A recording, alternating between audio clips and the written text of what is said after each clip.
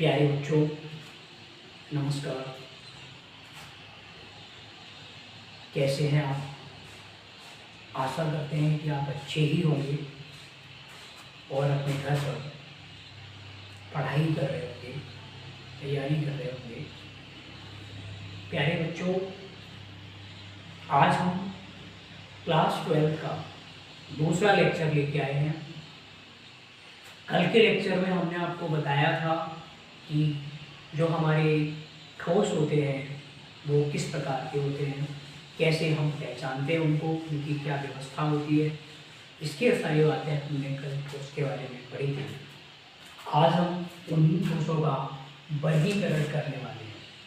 तो इससे पहले हम आपको बताना चाहेंगे कि अगर आप हमारे चैनल पर नए हैं तो उसको आप सब्सक्राइब कर लीजिएगा, बेल आइकन दबा दीजिएगा, और जिससे कि आपको रोज़ एक नई वीडियोस मिल सके। हम आपको केमिस्ट्री को, क्लास 12 की केमिस्ट्री को व्यवस्थित तरीके से पढ़ाने वाले हैं। आपको रोज़ एक लेक्चर्स प्रोवाइड कराया जाएगा, आपको मिलेगा, और आप अपने उसके नोट्स वगैरह नियमित रूप से बनाते जाइए और उसको पढ़ते जाइए, तैयारी करते रहिए। बहुत बढ़िया तरीके से तैयारी अब करवाने वाले हैं। तो अपने मित्रों में भी उसको शेयर करिए जो क्लास 12 में पढ़ रहे हैं, इस समय आने वाले हैं क्लास 12 में, उनको आप अपने लिंक को शेयर करिए। वो भी चैनल को सब्सक्राइब करें और पढ़ाई करें, तैयारी करें अच्छी। धन्यवाद। इसके बाद हम आपको बताने वाले हैं इस लेक्चर्स में कि ठोसों का जो वर्गीकरण होता है वो हम इस तरह करते हैं। आप यहाँ पे लिखा हुआ देख रहे हैं ठोसों का वर्गीकरण, जिसको क्लासिफिकेशन ऑफ सॉलिड कहा जाता है। अवयवीकरणों की व्यवस्था के आधार पर जो ठोस होते हैं हमारे, वो दो प्रकार के होते हैं। जो अवयवीकरण हैं उनकी जो व्यवस्था है, उनकी व्यवस्थित होने की, उसके आधार पर जो हमारे ठोस होते हैं वो दो प्रकार के होते हैं। जिसमें हमने नंबर 1 लिखा है अक्रिस्टलीय ठोस, जिसको अंग्रेजी में एमोर्फस सॉलिड कहा जाता है। अक्रिस्टलीय ठोस को एमोर्फस सॉलिड कहा जाता है। दूसरा क्रिस्टलीय ठोस होता है, जिसको हम क्रिस्टलाइन सॉलिड कहते हैं। अगर आप इनको अलग अलग तरीके से पढ़ोगे तो आप इनको विस्तार से पाओगे, इनके बारे में जान पाओगे। तो सबसे पहले हम अक्रिस्टलीय ठोस के बारे में आपको बताना चाहेंगे। अक्रिस्टलीय ठोस में हम जानते हैं कि इस प्रकार के ठोस में, इस प्रकार के ठोस में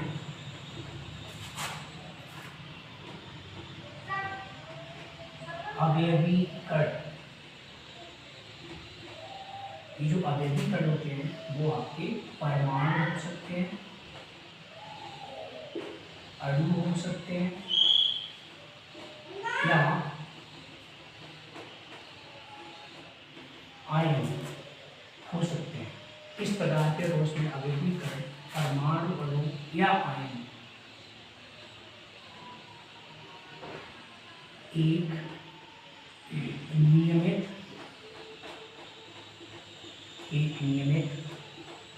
व्यवस्था में, व्यवस्थित नहीं होते हैं।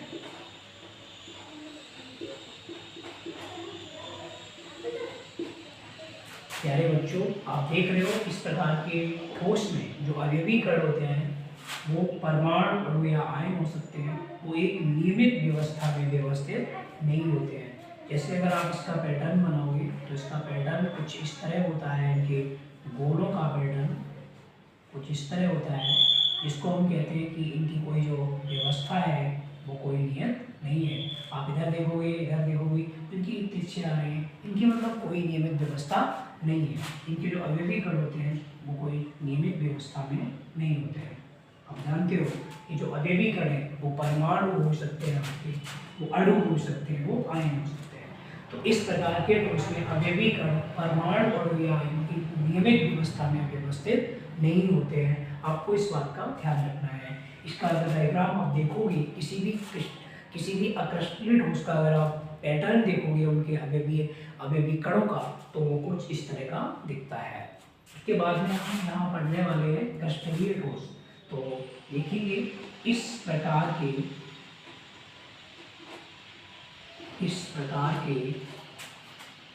ठोसों में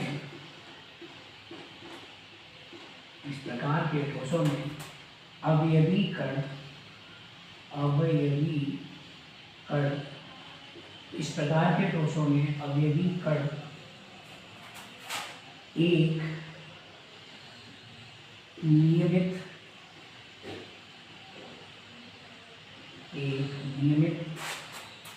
व्यवस्था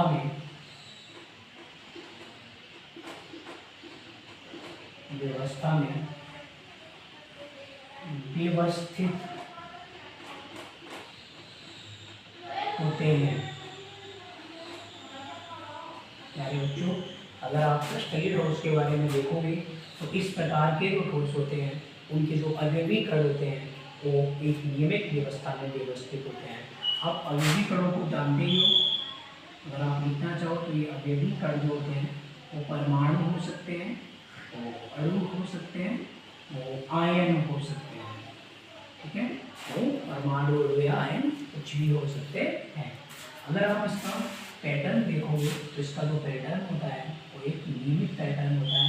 गोलों पे अब किसी भी दिशा से अगर आप देखो, इनका जो पैटर्न है वो आपको नियमित पैटर्न मिलेगा। इनके गोलों का जो पैटर्न होता है डियर स्टूडेंट्स, वो एक नियमित होता है। इस तरह का आप देख पा रहे हो, इसका जो पैटर्न है वो नियमित पैटर्न है। आप इधर जाइए या इधर आइए, आप इधर जाइए, वो आपको पैटर्न जो है नियमित पैटर्न मिलेगा। इस तरह का पैटर्न, अगर आप इस तरह का डायग्राम आपको कहीं दिखता है तो आप समझ लो ये जो पैटर्न है वो आपका कष्टकीय ठोस का पैटर्न है। कष्टकीय ठोस का पैटर्न है क्योंकि इस प्रकार के ठोसों में जो अवयवी कण होते हैं वो एक नियमित व्यवस्था में व्यवस्थित होते हैं, और इस तरह के जो अवयवी कण होते हैं वो एक नियमित व्यवस्था में व्यवस्थित नहीं होते। ये एक डिफरेंट है, इसको आप नोट कर लेंगे, निकाल लेंगे। उसके बाद हम आगे देखेंगे। दूसरा पॉइंट इसका पढ़ेंगे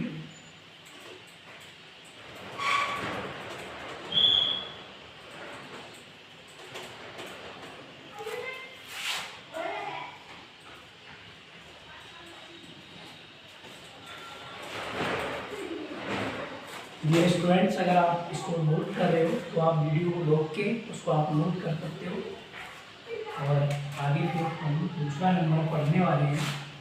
इसका जो दूसरा नंबर होगा वो होगा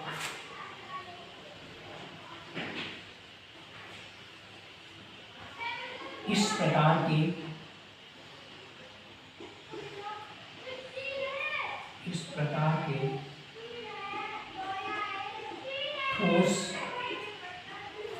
ठोसों में विदलन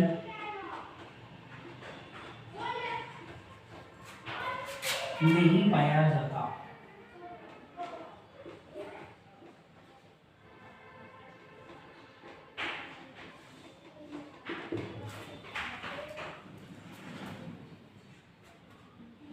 अर्थात जब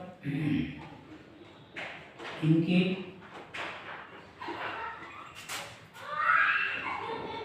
कुछ भागों को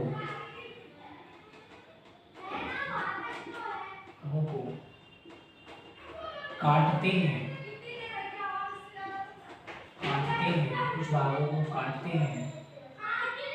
कुछ भागों को काटते हैं, तो खुरदरी काट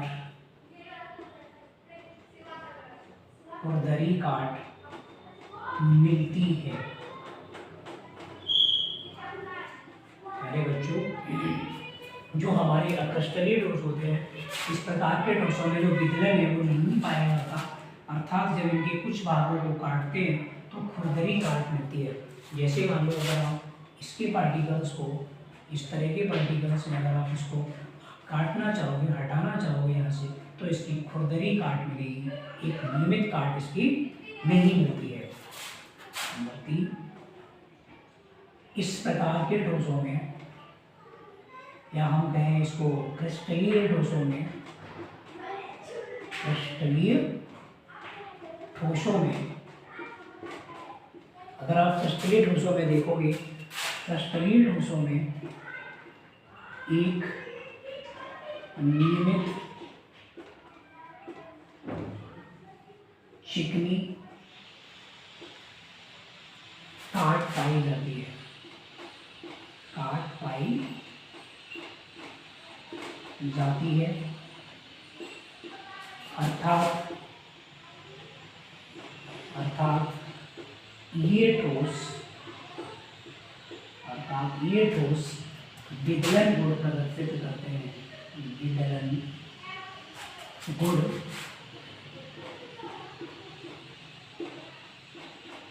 प्रदर्शित करते हैं। क्रिस्टलीय ठोसों में नियमित चिकनी काट पाई जाती है, अर्थात ये ठोस विदलन गुण प्रदर्शित करते हैं। अगर आप क्रिस्टलीय ठोसों को देखोगे तो इनमें एक नियमित काट पाई जाती है, अर्थात ये ठोस विदलन गुण प्रदर्शित करते हैं। कहिएगा विदलन का जो गुण होता है वो आपका अक्रिस्टलीय ठोसों में नहीं पाया जाता, और जो विदलन गुण होता है वो आपका क्रिस्टलीय ठोसों में पाया जाता है। इस बात को आपको ध्यान रखना है। अभी तक हम 2 नंबर पढ़ चुके हैं, इसके बाद हम तीसरा नंबर पढ़ेंगे। बच्चों इसको नोट कर लेंगे, उतार लेंगे इसको नोट्स पे, वीडियो को आप पॉज करके रोक के इसको आप बना लेंगे। इसके बाद हम पढ़ने वाले हैं, इसका जो तीसरा पॉइंट है वो हम पढ़ने वाले हैं।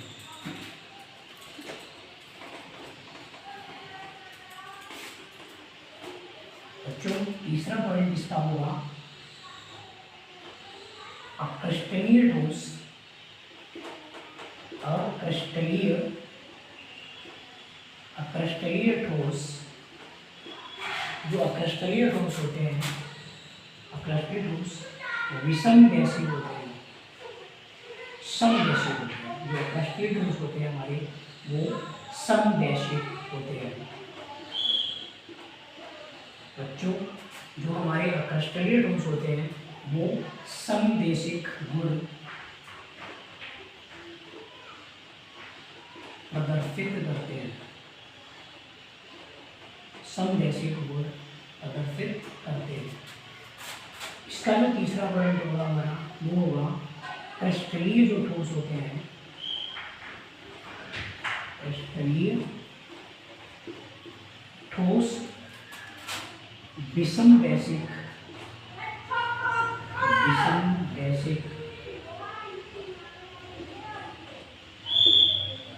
जो क्रिस्टलीय ठोस होते हैं वो विषमदैशिक गुण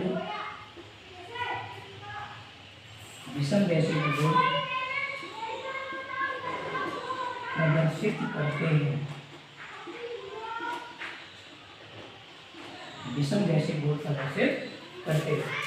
ठीक है, जो अक्रिस्टलीय ठोस होते हैं वो हमारे समदैशिक गुण प्रदर्शित करते हैं, और जो क्रिस्टलीय ठोस होते हैं वो हमारे विषमदैशिक गुण प्रदर्शित करते हैं। प्यारे बच्चों, समदैशिक और विषमदैशिक का अर्थ क्या होता है वो हम यहाँ समझेंगे। सबसे पहले हम अक्रिस्टलीय ठोसों के समदैशिक गुण को समझेंगे। अगर आप इसका डायग्राम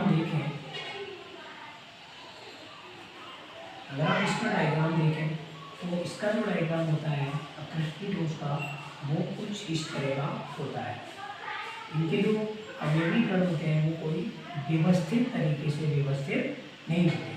तो आप देखोगे कि जो समदैशिक है ये गुण है, ये समान दिशा, किधर भी आप जाएंगे आपको समान दिशा मिलेगी, समान दिशा में समान तरह के गुण मिलेंगे। जैसे अगर कोई इधर जाता है तब भी आपको पार्टिकल्स जो है वो समान टाइप के होते हैं, और अगर आप ऊपर की तरफ जा रहे हो तब भी आपको पार्टिकल समान प्रकार के अवयवी कण मिलते हैं।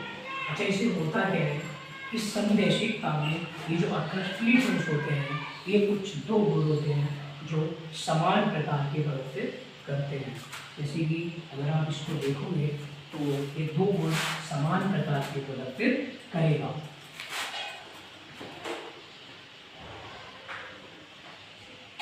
अक्रिस्टलीय ठोसों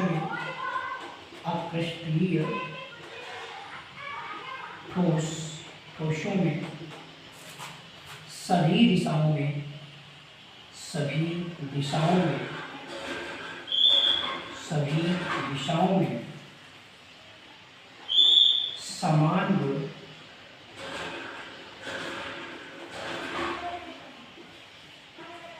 प्रदर्शित होते हैं।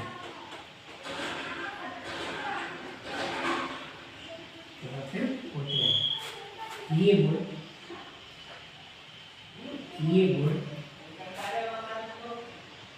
विद्युत चालकता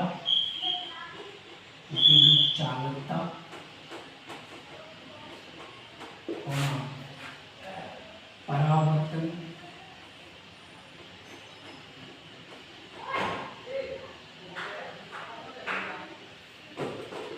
ही होगा। सॉरी, यहाँ पे अपवर्तन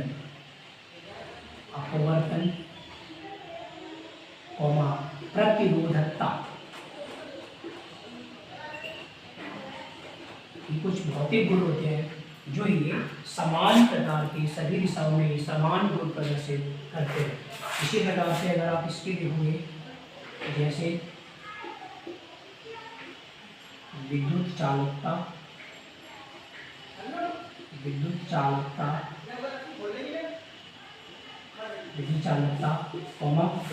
के बाद में अपवर्तन प्रतिरोधकता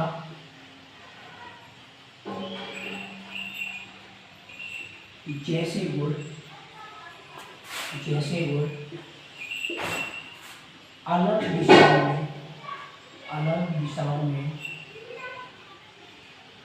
अलग दिशाओं में अलग होते हैं। अलग दिशाओं में कैसे होते हैं? अलग होते हैं। प्रतिरोध विषम जैसे गुण प्रदर्शित करते हैं, जैसे चालकता, अपवर्तन, प्रतिरोधकता जैसे गुण अलग दिशाओं में अलग होते हैं। उसका रीजन ये होता है बच्चों कि इसके जो पार्टिकल्स होते हैं, अवयवी कण होते हैं, वो डिफरेंट टाइप के अवयवी कण हो सकते हैं। जैसे मान लो ये एक क्रिस्टलीय सॉलिड है, आप इसमें देखोगे तो यहाँ पॉजिटिव है, यहाँ नेगेटिव है, यहाँ पॉजिटिव है, यहाँ नेगेटिव है, यहाँ नेगेटिव है, positive negative positive, positive negative, positive negative. तो बच्चों अगर आप इसमें देखोगे तो ये क्रिस्टलीय ठोस है और इसमें आयनिक यौगिक भी होते हैं, कुछ आयनिक क्रिस्टल भी होते हैं, उसमें कुछ पॉजिटिव होते हैं, कुछ नेगेटिव आयन होते हैं। तो आप अगर इस दिशा में जाएंगे तो आप देखेंगे कि आपको डिफरेंट टाइप के अवयवी कण मिल रहे हैं। जैसे कि पॉजिटिव है, फिर उसके बाद नेगेटिव आ गया, फिर पॉजिटिव आ गया, नेगेटिव पॉजिटिव नेगेटिव आ गया। लेकिन अगर आप यहाँ से मान लो यहाँ से आपने चलना शुरू किया और इस दिशा में जा रहे हो तो आपको अलग टाइप के पार्टिकल्स देखने को मिलेंगे। आप देखेंगे कि जब हम इधर रहेंगे, इस दिशा में जा रहे थे तो हमको यहाँ डिफरेंट टाइप के पार्टिकल मिल रहे थे, आयन मिल रहे थे। जैसे कि ये वाला जो आपका आयन मिला वो पॉजिटिव था, फिर अगला आयन नेगेटिव आ गया, फिर अगला आयन पॉजिटिव आ गया। और ये वाले अगर जब हम इस दिशा में गए तो हमने देखा कि सभी आयन जो थे वो हमारे ऋण आयन थे। जब हमने इधर से देखा तो सभी हमारे धन आयन थे। तो जब आप इधर जाओगे तो आप इन गुणों को डिफरेंट प्रदर्शित करोगे। विद्युत चालकता इस दिशा में अलग होगी, इस दिशा में अलग होगी। और अपवर्तन अगर आप देखोगे तो इस दिशा में अलग होगा, इस दिशा में अलग होगा। प्रतिरोधकता देखोगे तो इस दिशा में अलग होगा, इस दिशा में अलग होगा। मतलब ये भौतिक गुण होते हैं वो डिफरेंट दिशाओं में डिफरेंट टाइप के होते हैं, इसीलिए इसको बोलते हैं विषम दैशिकता। अगर आप इसको विस्तार में पढ़ोगे तो आगे हम इसके अगला 4th नंबर जो है वो हम आगे कल इसके बारे में बताएंगे। इसको आप अपने नोट्स पर बनाएं, उसको लिखें अच्छे से और उसकी तैयारी करें। आज का जो लेक्चर है वो हम यहीं से इसको खत्म करते हैं। धन्यवाद।